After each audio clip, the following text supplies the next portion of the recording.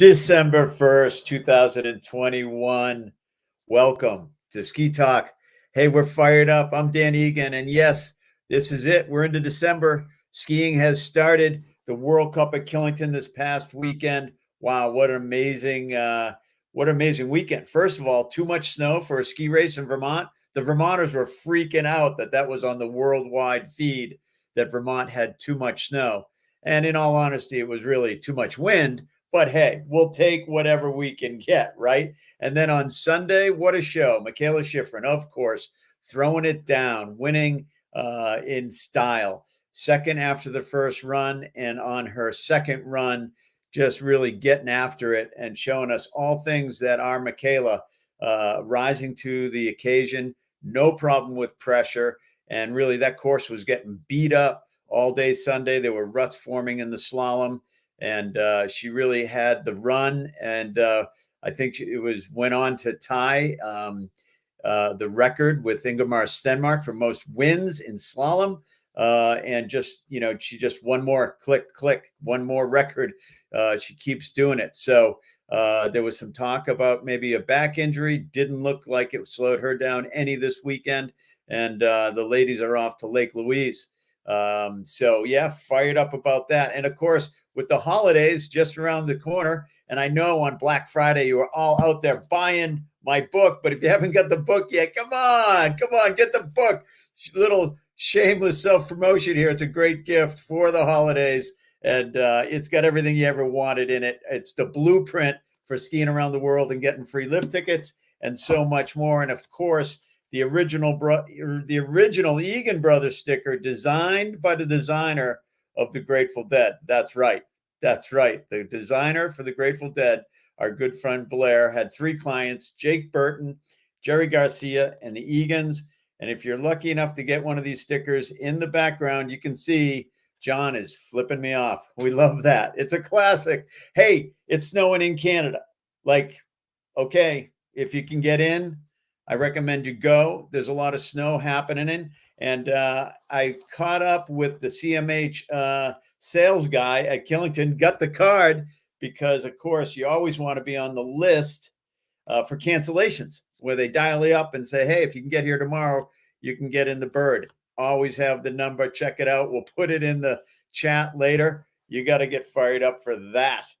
SkiTalk, this is like the base lodge coming into your living room. We're just sitting here telling stories. And tonight, like every episode, we've got a great show. We're fired up. And of course, it's Mr. Birthday Boy, the founder of SkiTalk, Phil Puglisi. Phil, get in here, man. What's going on, dude? You fired up? A birthday, another round around the sun? What's going on? Yep. I'll tell you, one of these days it's gonna be old as you, Dan. So oh my God. I mean, don't give away the secret. Don't tell us how old you are, but what'd you do for your birthday? What was special about it? I made myself a nice pastina and eggs this morning for breakfast. So, an old school Italian, a nice Italian breakfast. Unfortunately, it's been gorgeous weather here in the Reno, Tahoe area. So I got outside, spent some time outside getting skis ready and hopefully prepped for this coming season that we're going to eventually have. You're not just going to sit in Tahoe and watch the sun. You're going to get out there and hit the slope somewhere. Where are you off to? I got to head down at least Mammoth next week. If Colorado can get some snow on the ground, we'll probably make a trip over to Colorado if we can. But we have just been sipping from the fire hose this past month. It's been crazy with all the contests and everything we have going on. We've given away over $12,000 worth of gear. We've got some announcements tonight from the contest. We're announcing our next contests tonight. We've got two contests that we're going to be wrapping up this season with. But it has just been busy as anything. Site traffic's been up because right now we're in an environment when people can't go out and ski. They come online and talk about skiing. We're in a win-win situation. Absolutely. And look, you can get out there and go skiing. Around here in New England, skiing's pretty good right now. The snow guns have been on. And like I said, there's snow up north. And Copper is going off. Lots of kids skiing at Copper with the race camps and this and that. And I know they got a big contest coming up.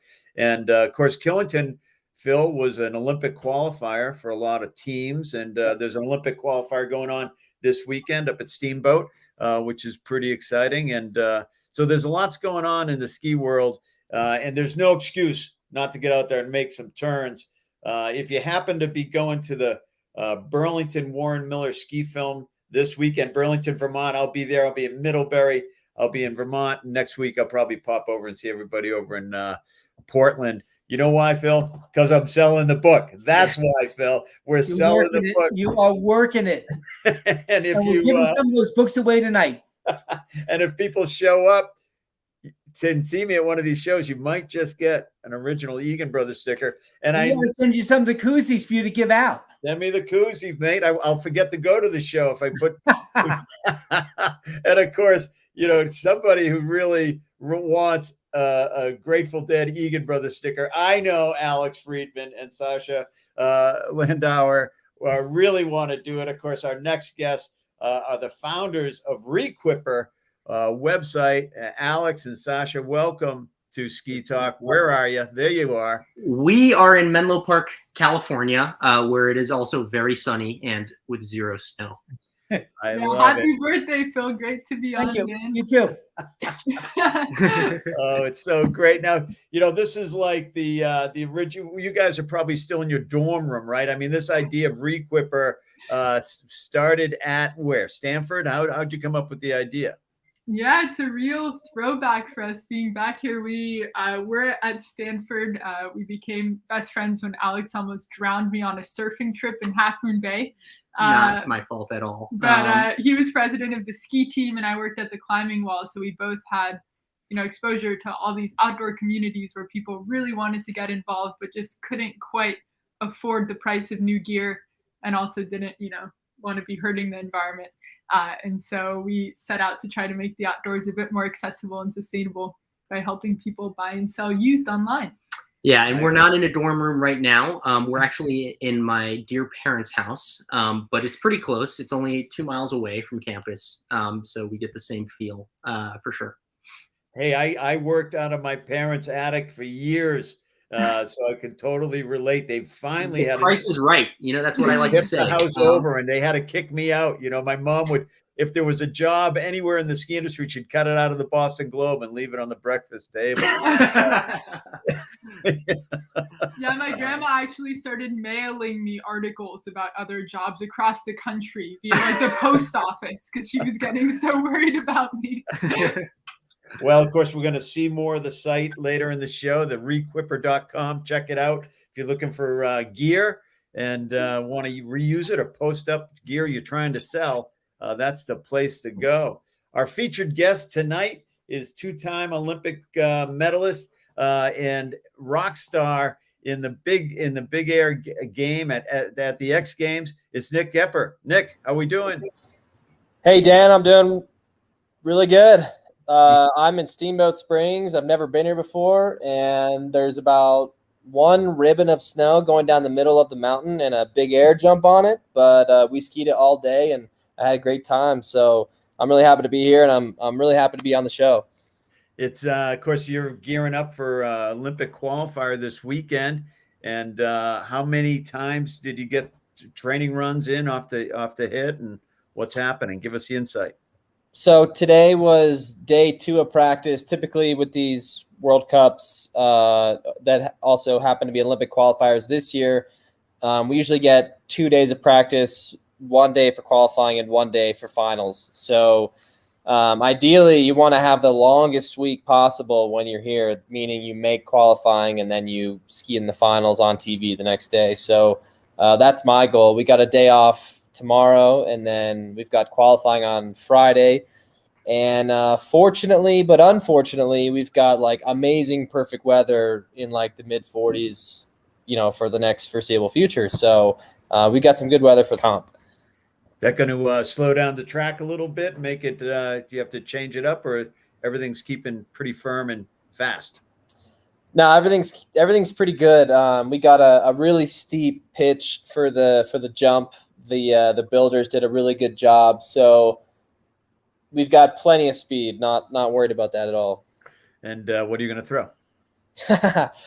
Well, let's see. I'm trying to do a triple cork, which is 3 flips with a bunch of spins, and something I've kind of had, been working on for, I don't know, a long time, but something I'm trying to like bring back out for this contest, and that'll be my qualifying jump.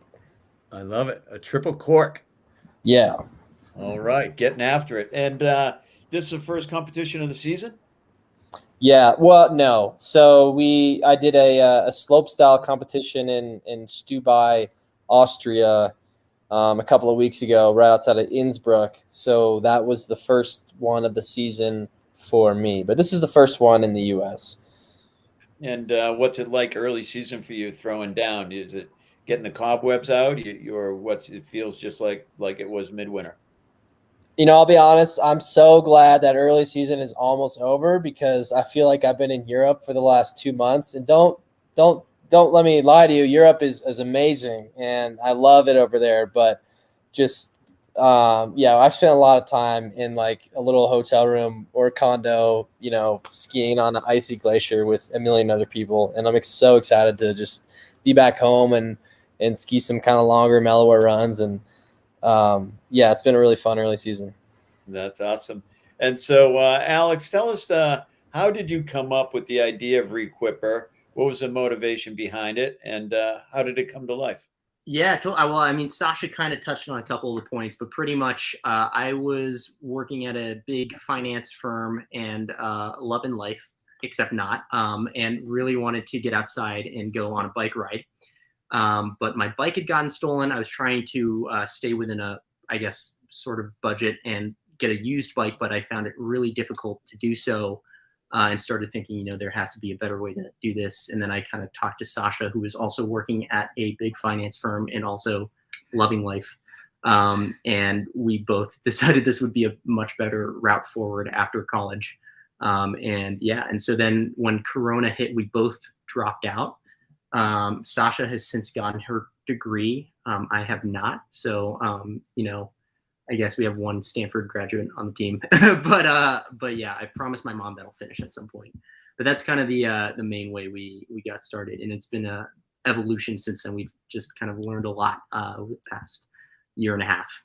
I mean, I understand dropping out to go skiing like that. I get like that's essentially what I was in Salt Lake City at the time. So I think so all the resorts closed. Alto was closed, but they opened it up for uphill skiing. And so pretty much every day after I dropped out, I was driving like the 20 minutes from Cottonwood Heights to Alta to get my morning workout in.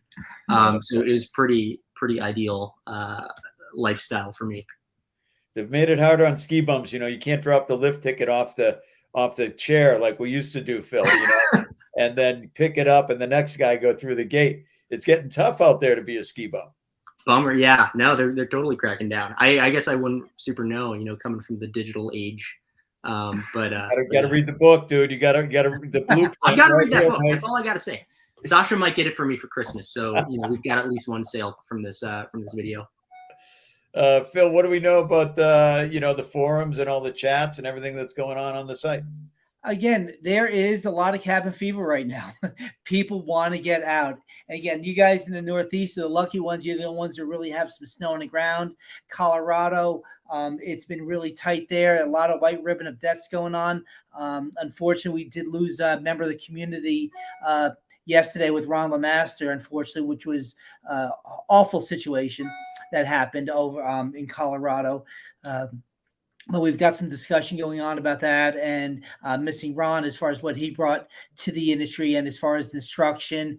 And he really, truly was an instructor's instructor. The knowledge that he shared throughout the industry, there's probably nary an instructor that is more than a level or two away from what Ron's teachings were. Which is we lost a pillar in the community.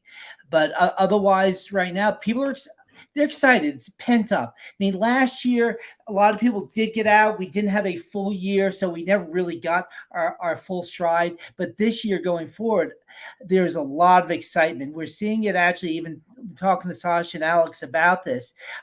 People looking for equipment right now, and whether they're looking to get new stuff for themselves, or they want to replace the old stuff with newer stuff. There's a lot of opportunities out there, but we're seeing the supply chain slowing down a little bit. So if you need something, get it now. Don't wait. There's just not the time that we can wait now to get a product if we're gonna see something later down the road. If you're thinking about demoing, don't. Just go out, buy something now, because chances are there's not going to be any consumer demos, and you're not going to be able to. So trust your instincts. Go with your gut and buy that new gear. The Ron Lemaster, you know what I loved about Ron, always have, is that he was an observer of skiing. He didn't really have an opinion on technique. He really would just study how people's body shape, and he would analyze different turns and say, look at this tall person making this turn, and look at somebody making the exact same turn around the exact same gate, but they're shorter, and look at the movements they're making. So I always appreciated that about him. He wasn't a preacher of ski technique. He was more an observer, and really had a lot to do. His books are amazing. Nick, it's amazing to me when we get into talking ski technique and all these sorts of things, and what you guys have just done for the sport, really revolutionized so much with the park scene. And I wonder, you don't think a lot about sort of quote unquote traditional ski technique, do you? No, but I have, as I've gotten older, in my ski technique has kind of been backwards, because I grew up skiing in Indiana on a 300-foot hill called Perfect North Slopes, and we had a small run with a terrain park on it that had a few rails and a couple of jumps, and that's what I started on. I didn't really have any formal ski training when I was younger, so since I was little, I've kind of been almost like an acrobat that also knows how to ski, instead of like a skier that became an acrobat. And then later in my career, I saw the value in knowing how to ski and how to, lay a proper turn, and how fun that is just on a wide open groomer. And so yeah, I actually I hired a U.S. ski team race coach to on Mount Hood one summer to teach me how to turn. And this is like 3 or 4 years ago. And we were hitting these little stubby gates, that were this tall. And I was on these actually, no, I was using my park skis, but no, it's actually really fascinating. And that's something I really wanted to do more of as I get, just later in my career, is just becoming a better skier. Cause I can do flips. I mean, I've been doing flips for 15 years, but to master the art of actually being a really good skier is something that I want to do. Don't ruin it, dude. Don't ruin it. You're doing fine. Matter of fact, let's check out this video with you at the Dew Tour. For a while now, dodging bullet after bullet. It's like Superman at the bottom. 6 more athletes to go, including the 2-time Olympic medalist Nick Goepper out of Lawrenceburg, Indiana. He medaled in Sochi, medaled in Pyeongchang. Looking for a big prize here at Copper Mountain. There's the 270 pretzel on the first rail. Smooth over the rainbow. Going up to the top of this wall right again with the switch 2. Gets it. He mirrors that trick and does the same trick in the opposite direction here. Gets that one as well. Switch. Double 900. So instead of doing the Misty, he's adding a double cork into the run. There's the left side double cork 1080. Lots of speed here for Nick. Right side spin. Going right side 1440. So huge improvements on the jumps in terms of the technical difficulty. I will be surprised if this does not put him in podium range, because that was a strong pull. Very, very strong run there. Huge tricks on the jumps, going big. So he's changing up the run because he didn't think he had the speed. After run 1, saw that he had enough speed, so now going for the much bigger tricks on the jumps. Here's the big switch 270, way up onto the top of that wall ride. So doing switch 270, backside 450 out in both directions. One to the right on that wall ride, and then here one to the left. So this is an unnatural direction. Still lands that one clean, and then going for the switch double 9. So we saw a Misty flip, a single flip there. That's the double flip. Much harder trick. Here's the double cork 1080. So not the hardest trick here. Right. This is unnatural, but still only a 1080, but he's going for some unique grabs. He's getting the double mute there. And then, yeah, huge trick here. The 1440 reaches back. Let's see, does he hold the tail grab? Yes, he does. Nothing lies in Mega Mo. Losing it a little early there, maybe, but still, 1440 tail grab. He did a 1260, I believe it was, in run one, so big improvement. Nice claim. So that's outrageous. I wonder, Nick, when you see that, what goes through your mind? You remember the run? You remember the place? What happens when you see a run like that for yourself? I remember every single thing down to the emotions that I was going through, but I really enjoy watching my contest runs over again because, I mean, I'm always trying to like pick out things that I could have done better, but I'm also like kind of reliving the good moments that motivate me and inspire me to do better at the next competition. But usually it's just like, I think my parents were there and it was a sunny day and but it was super cold. And actually, no, this is what happened. I dislocated my shoulder, literally the run before that in practice. And then like a friend of mine had to put it back in on the jump. And then I remember doing that run after that, 10 minutes later. And, I think I got 5th or 6th or something, but just being able to push through that struggle, I think was what I was most stoked about for that competition in particular. I was in Sochi for the sweep. That was pretty amazing to have 3 Americans on the podium at Sochi, and that was just amazing moment. What do you think about Sochi and when you're standing there on the podium with your friends and teammates? That's a good question, and I've been asked that a lot. And then, back then, Gus Kenworthy and Josh Christensen, my teammates, we had shared podiums together before several times, whether it was all 3 of us or a combination of 2 of us. But I don't think we realized the significance of the American sweep until we were on David Letterman 5 days later. But it was pretty cool because I think we were just all kind of blown away at the whole event and everything. But yeah, it took a while for that to really set in and how stoked all the fans and the media and everybody got about the American sweep. And it was the second one ever, the first one being the 2002 Olympics snowboarding half pipe. But yeah, just kind of being a part of history was pretty cool. I mean, it's an outrageous thing, right? To have 3 Americans on top at the Olympics. It's the biggest show on the earth. But for you, this started a long time ago in the Midwest of all places. Just kind of describe your journey, how it started out at a very small ski area, and how does a guy from the Midwest find his way to the podium in Sochi at the Olympics? A lot of hard work, luck, and some amazing parents and a lot of fake snow. So, yeah, growing up in the Midwest, I was actually raised about 20 minutes away from Cincinnati, Ohio, but I was just across the border in Indiana. And as I said before, 300-foot tall hill called Perfect North Slopes. And let's see, I was right when I was 9 or 10 years old. This was 2005, 2006, and kind of right when terrain parks were getting really popular, and right when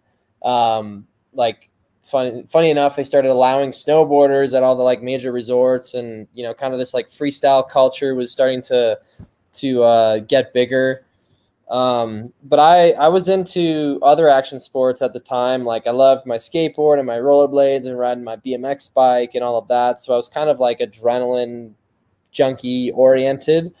And then once I learned that you could do that on skis on the snow, then I was hooked. But I skied as much as I possibly could for 3 months out of the year. One of the great benefits of skiing in the Midwest, and you might have it out on the East Coast, is that we can ski at night. Night skiing is super popular. So I could do like 2 10-hour days on the weekends, and then I could ski 5 hours every single night of the week after school, and just get so many hours and so many reps and skied way more than some of my friends that grew up on the West Coast. So I did little small competitions back then, and started to do better and better and learn more tricks, and, sort of became this big fish in a small pond, if you will.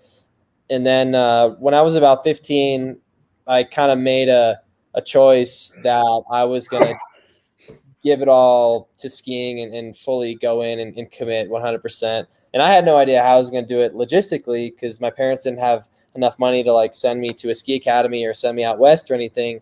So it was kind of through like just like a miraculous, network of people that allowed me to make a connection to Windell's Academy out in Mount Hood, Oregon. And they gave me a full scholarship to go there and ski at Mount Hood for the next few years of my high school career and travel. So that was probably the biggest opportunity that I ever got in my ski career, was going to Windell's Academy. Now it's called Y East Academy. Well, we found a gem of a video. We found your first promo vid. I'd like to show this now. Here's the younger Nick.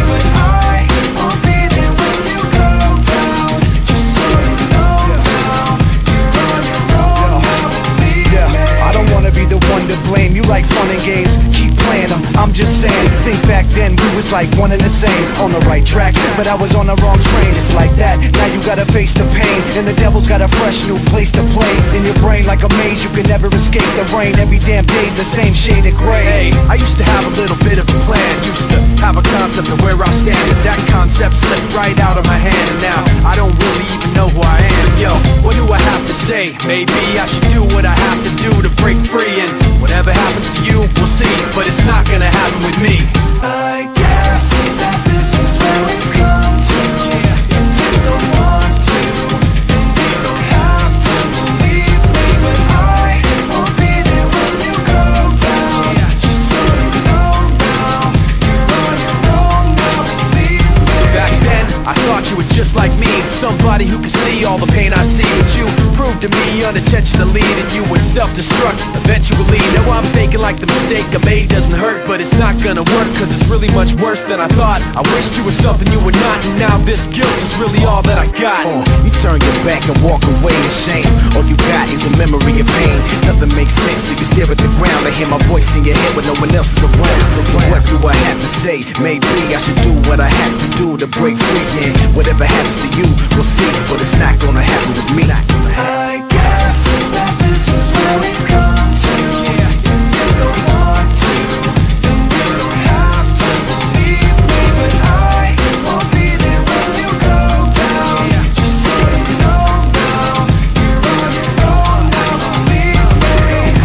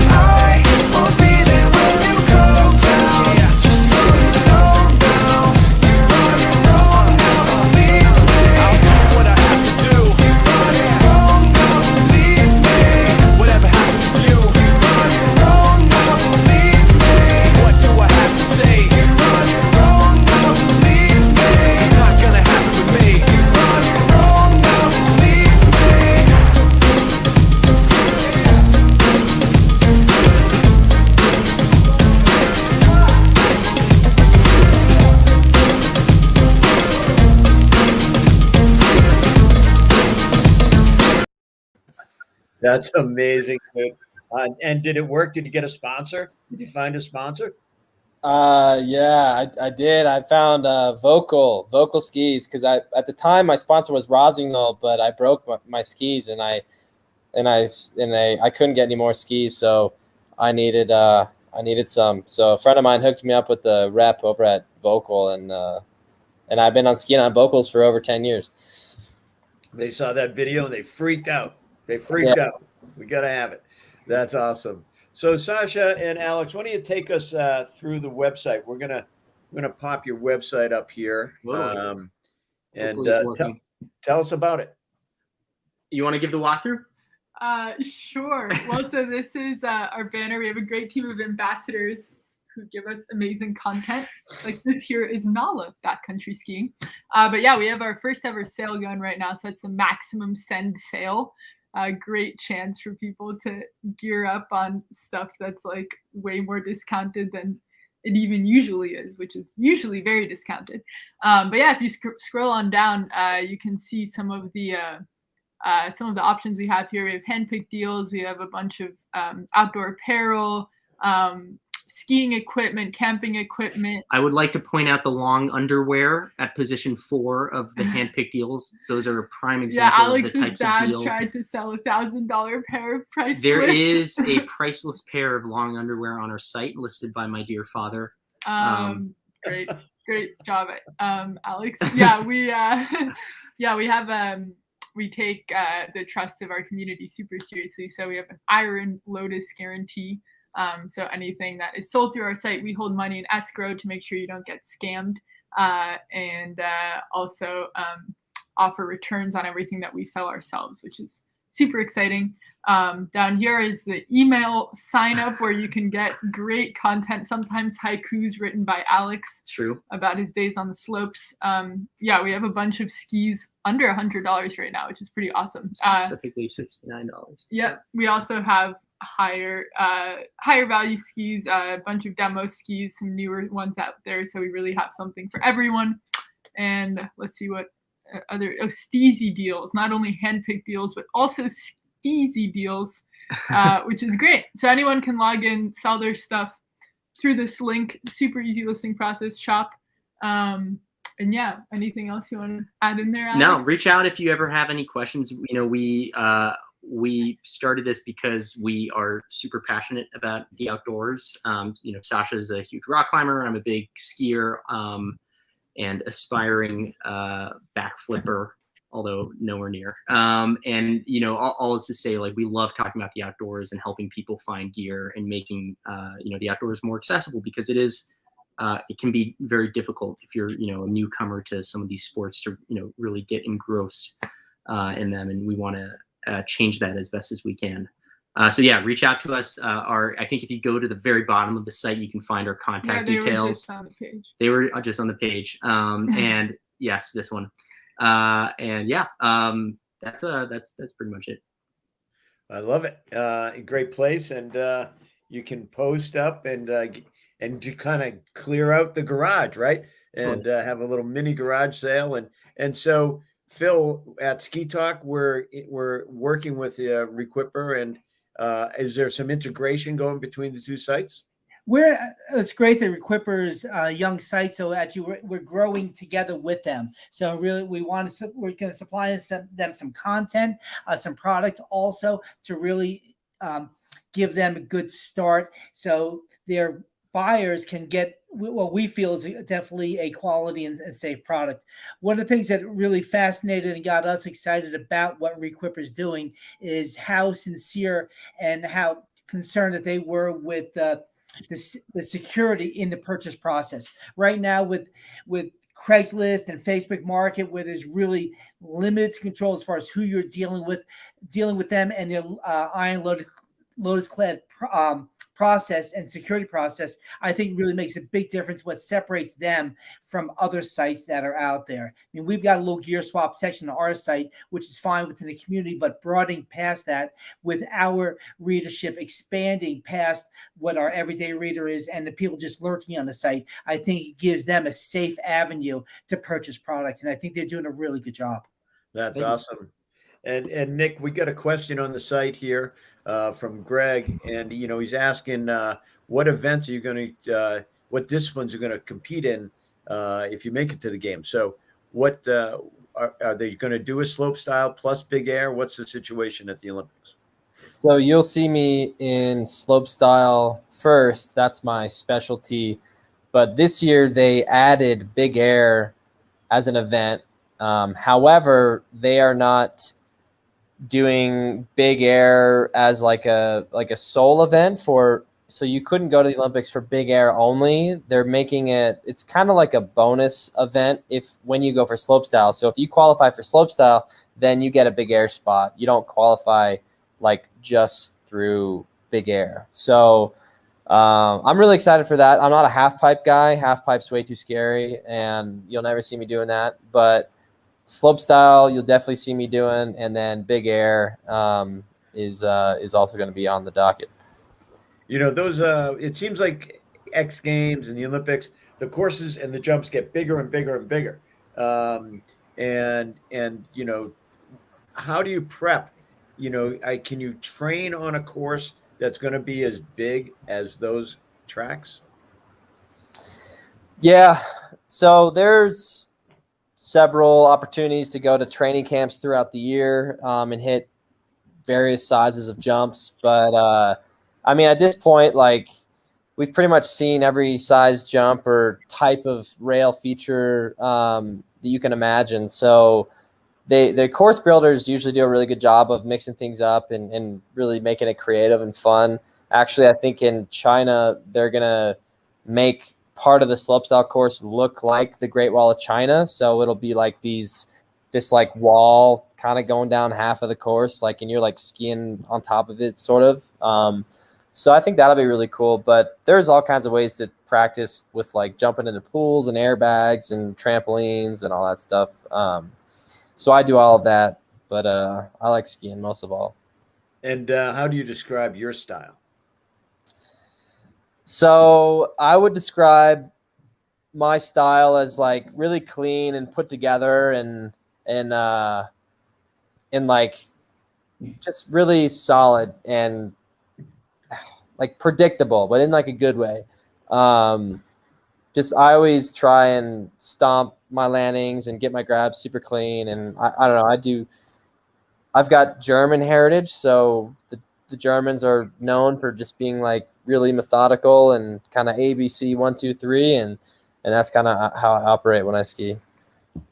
I love all the stuff that's happening around the knuckles these days. You like the knuckles, and do you have your favorite trip that you do off a knuckle? So I actually don't spend a whole lot of time doing tricks on knuckles, but my friends go pretty crazy. They just they have an event in X Games now called X Games Knuckle Huck.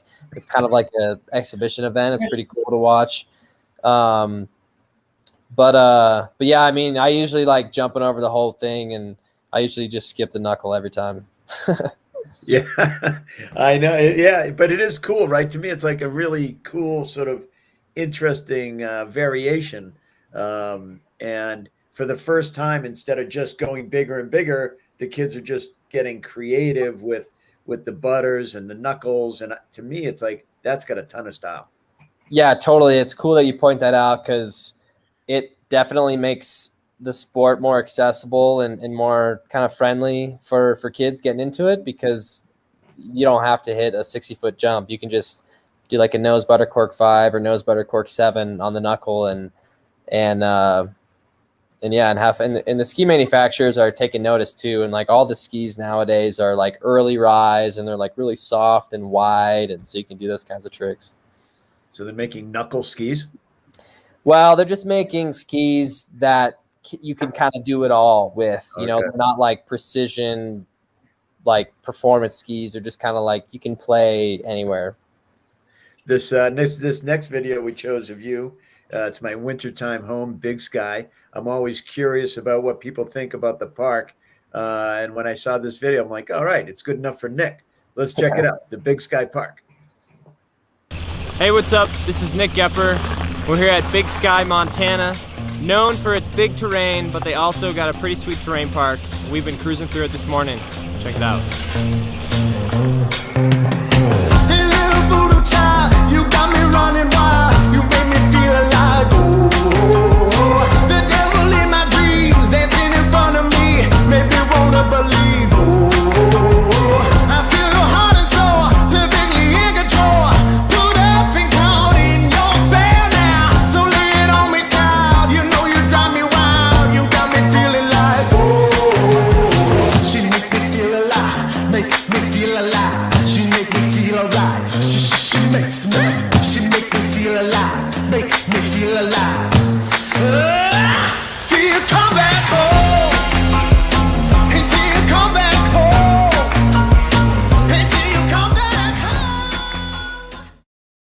So, when I see that, the question I want to ask you about that is just, one, growing up in the Midwest where the terrain park must have made that little hill north so interesting to you and so compelling. And then you go to a big mountain place like Big Sky and they have a park. How important are these parks for the resorts? That's a really good question. I thought Big Sky had a quality terrain park. It was super fun. I'd also say that usually people don't go to Big Sky to ride the terrain park. But it's really awesome that, these bigger mountains have a park that caters to, kids like me when I was 14, 15 years old that maybe don't want to go ski the mountain with mom and dad. They want to go ski the park and like slide rails and do the same thing that their X Games idols are doing. So it's, the terrain parks are, they were just everything for me growing up, and I wouldn't have this life that I live now without them. So, I think that it's super important for just kind of like the younger, like kind of counterculture, like freestyle culture of this sport to have that. And, I would encourage, any resort now to just at least throw in a few rails in a little jump or something, because you just never know, who the next Shaun White or Nick Goepper is going to be. And, as you head off here to your third Olympics, what sort of pressure? Do you feel pressure? Is there pressure on you? Is there no pressure on you? Are you putting pressure on yourself? How's it going to affect your legacy? What do you think about as you head into the Olympics? That's a really good question. This year, I'd say I have the least amount of pressure, like externally, that I've had from the last two games. But I've probably got, I don't even, not a whole lot of pressure. I've had a really awesome career up to this point, and obviously, like, I would love to do well at these games. I've got a bronze medal and a silver medal. I just need the last color, and I'll be able to complete my collection. So that would just be the amazing end to the story, or continuation of the story. But I think as I've gotten older, like, the pressure really has only gotten more manageable, or if anything, has just come from me, and not from sponsors or media or whatever. And you haven't hit that age yet where going big creates any anxiety at all? Like, you're still, I lost my jumping gene. It doesn't exist anymore. But you're still in the sweet spot. No big deal. Bigger the better. I think the day that I tell myself that I have reached that age is the day that I will reach that age. So I think as long as I've got the same attitude, I can do. I'm a big believer in, like, anything's possible. I know that sounds cliche, but and obviously there's physical limits, but I think if you put your mind to something, you can do whatever you want. Absolutely. And you're living proof of that, dude. And it's really cool to watch what you're going to do here. Can't wait to see it. We're at that point of the show where it's a round table. We're going to open it up. Phil's going to kick us off with some questions, and away we go. Nick, one of the things that they were talking about in the first video was natural and unnatural. Those are terms that to the layman watching the sport don't really understand what that means. Can you talk about that a little bit more? Yeah, sure. Basically, so in our sport, it's really important to be ambidextrous. So to do things with your left hand and with your right hand, to spin left side and to spin right side. When you're growing up, usually you've got your natural spinning direction or like the natural hand that you write with. But to show more difficulty and like just higher degree of like tricks and runs, we started doing things unnatural or like the opposite side, like 10 years ago or 15 years ago. So that's where those terms come from. Over to Sasha and or Alex. Go for I it. have a question. So and this is for, I think, all other participants of the call.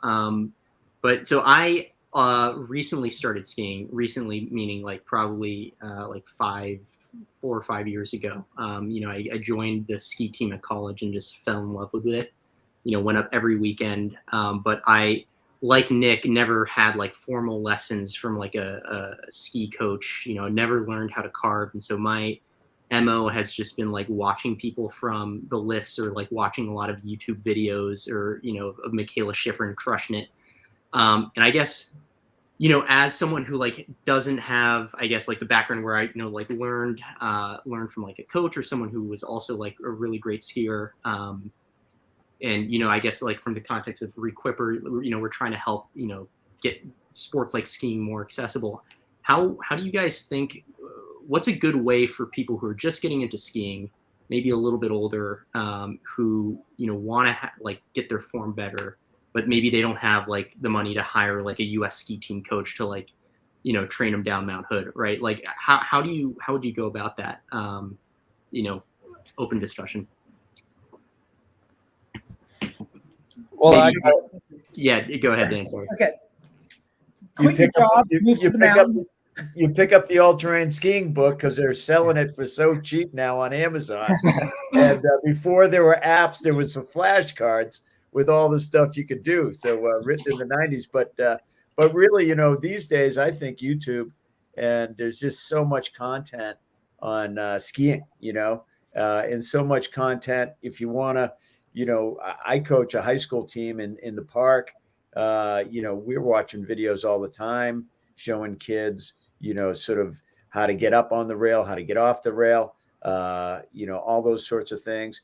But, when it comes to carving, I think it's all over the internet. That's a really easy way to look. And of course, books and videos, there's a lot of them out there. What were you going to say, Phil? Sorry, I cut you off. I'll jokingly say, quit your job, move to the mountains, and become ski bum. Totally.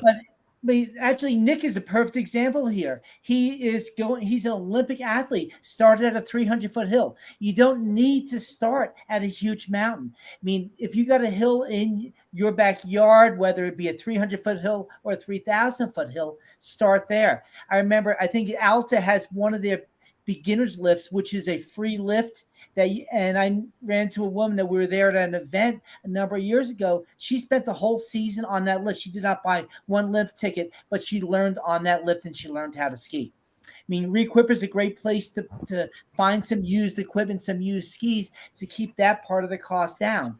And as far as the most important piece of equipment is boots. If you get set up in a good boot, start there. Save the money on the skis. Go through 2 or 3 pair of skis from sites like yours. And we've got a saying is that you date your skis, you marry your boots. So and invest in that boot, and that's where you want to start. Totally. That makes a lot of sense. Thanks. I would say that I'm super like goal oriented or like task oriented, and growing up on a tiny hill in the Midwest, just skiing a run, I was too bored. I would get bored of skiing so fast. So that was where the park came in, where I could have like these obstacles that I could practice and like learn different tricks on. And if you're not skiing the park, then maybe it's like doing like 5 perfect turns by the time you get to the bottom, or maybe it's like skiing switch or backwards and doing like 3 switch turns before you get to the bottom, or I don't know, just things like if you don't have a whole lot of skill or like mountain to take advantage of, I think it's kind of those little small victories that really got me going. Yeah, totally. Nick, I just out of curiosity too, like when you were learning how to, after, because I kind of I empathize with it because I feel like I learned how to ski, maybe the wrong way, and now I'm like trying, in my amateurish ways to like learn how to carve, right? What were like the tips and tricks that the ski coach was telling you to do, I guess, when you're doing that like winter on Mount Hood or whatever you were mentioning earlier? If you could consolidate, I'm sure there are like a ton of like things. Yeah, the one thing I would say is forward pressure. So put your shin in the front of your boot and don't ever let it go back. Just interesting. Okay. Stick it in the front of your boot and like just get your knee like over your binding and that's cool. that's yeah. All right, I know what I'm practicing next time I go skiing. And for you guys in the city, they're inline skating. It's a great off-season training for skiing. You're balancing on something that's this big. So when you get back on the skis, your center is already in good position for when you're skiing. But inline skating is a great off-season training regimen. Cool. Nick, you have any questions? I have a comment, and I would just like to say that when I was growing up, I always loved going to the Northeast. I love skiing in Vermont, in Maine, and the competitions and like the ski culture and the fans and everything. We stopped going to the East Coast like years ago for whatever reason, but just hanging out with some guys from the East Coast, from the Northeast, is super refreshing because you guys like talk about skiing and are excited about skiing in a way that is kind of rare on the West. Love that. And what I'd like to know, Nick, is when you were learning to carve the little stubby gates, were you on your park skis? So I was, yeah. Because I thought, you know what, like if I'm going to learn to turn, I should probably learn to turn on the skis that I'm going to be skiing on all the time. So, but I have spent a day on like some tiny little like slalom skis, and it was like so fun and actually scary because if you're not in control, those things can rip your leg off. So when I've always wanted to ask somebody this question: when you're getting your park skis, from Vocal, how do you prep them initially? Do you detune them? Do they come ready for the rails? Are you prepping your skis for the rails between events? You're not just trashing them like you're a park skier, I'm assuming. But yeah, tell me. I don't know. So it depends on who you ask. Some guys like detune them and kind of have like a special thing they do before they hit the snow. I like to have a base grind. I would say that's the one thing that I really like is having a nice base grind. But besides that, like they get pretty beat up from the rails and stuff. So I just ski them out of the box. I get a base grind and then I just go. And, my detuning happens on the rails. Usually the first like 5 runs of skiing rails on a brand new pair of skis is incredibly scary because you could like hook up and, kill yourself if you're not careful. But that's how I like to run them.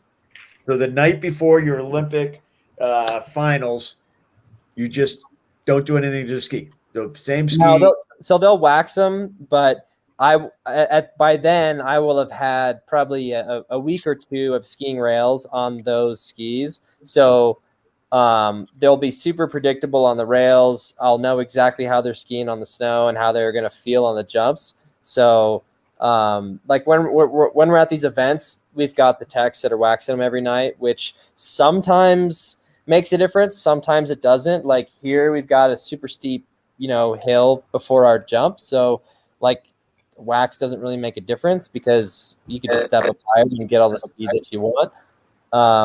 But yeah, I mean, some ski technicians are definitely make a difference in some scenarios. Yeah, it's almost like almost an afterthought, but I love it. And if there's some young guns out there, looking to hit their first rail, going, they can do a box. They want to get off the box and do a rail. What are you telling these kids? What are you telling them? That's a great question. Man, I would say just, I don't know, just don't stop. Send it. Don't. If you like it, just don't stop and put your phone down. That's what I would say. Put your phone down. Well, that's great. Well, we're gonna show this one last video. It's a crazy looking park. You're going big. I think you said it was in Italy. Is that right? Yeah, Modellino, Italy. Let's check this out. Livigno.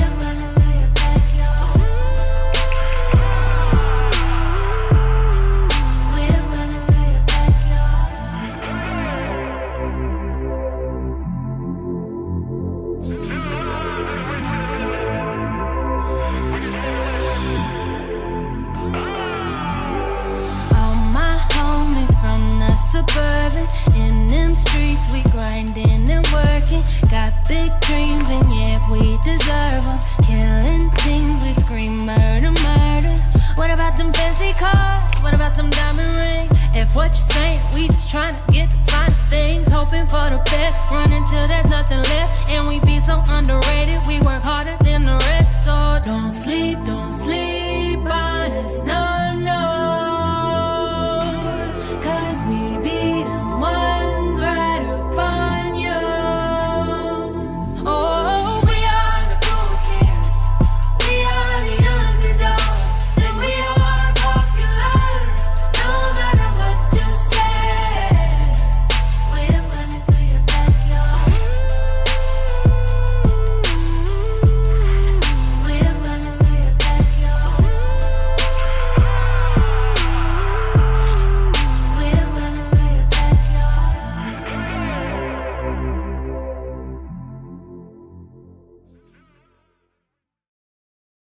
That is so stylish, big floaty airs. Man, that just looks so smooth. Thanks, Dan. That's it, man. That is so amazing. Nick, really all the best here. We're all rooting for you, man, for the Olympics. Love watching your career. Love what you're doing. Keep it up. You're inspiring a lot of kids and motivating a lot of people. So we'll be following you closely here on SkiTalk. All right, thank you. And I also want to say, Sasha and Alex, I think what you guys are doing is super awesome and cool. And I'm super impressed. So keep it up. And if I ever need any used gear, or if you ever want any used gear, let me know. We will totally reach out to you. It sounds like you go through it a lot. So yeah. Yeah, thanks so much, Nick. And yeah, good luck with the rest of trials on Friday. Thanks. Just curious, how old are you two? I'm 24. She's definitely in her mid-20s. Older and wiser. No, I would just it's only older. I have the glasses, ergo. You're 22, wiser. right? 23. So yes. So one quick story. When I was a kid, my mom used to shop at this used clothing store for us, and it was called Reruns for Wee Ones. Oh, that's so cute. We're taking it. That's ours now. Yeah, and so that's where like half of our family's clothes came from. Oh, no way. Okay, yeah. That's amazing. Yeah, big fans of used gear over here. Yeah. Well, get after it, everybody. You've done it once again out there. You've wasted another complete hour with us here at SkiTalk. We're so excited that you do. We'll be back. We got some contests. Oh, we got to go to the contest. My God, I'm getting ahead of myself, Phil. You are. Let us have it. Well, first of all, we got Nick Goepper here, and Nick and Kulkea actually donated one of his signature Käydä bags, and we're going to be giving one of them away. We've got a contest going on at SkiTalk right now. Contest ends Monday. So here's a chance to win a Nick Goepper Käydä bag. And I'll tell you, the reviews of the Käydä have just been off the chart. Trisha has one when she traveled back to New Hampshire. She loved it. And actually, one of the women who is scheduled to come to you in France, Jasmine, actually bought one for her and for her daughter. Unfortunately, she's not going to be able to use them on this for this trip. So we've got that. We've got that coming up. And we've got the winners from our last contest. And then we've got Drewski on our site. Falcon O. Drewski won the Liberty skis. Got some here behind us. We got Falcon O. Charlie won the Toko tuning kit. Julio won the CEP gift certificate. And again, as far as Dan is concerned, the big prizes were his book. Marcia Binder won one. Kevin Quast and Jim Ott all won books. So, I mean, there's going to be some good reading there. And I know all three of them travel a good amount. So they've got some reading material if and when they get back on planes again.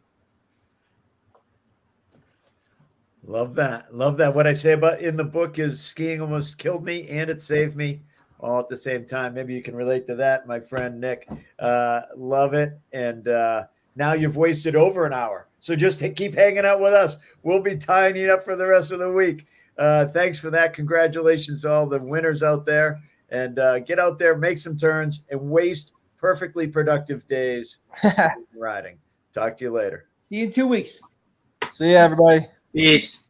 Bye.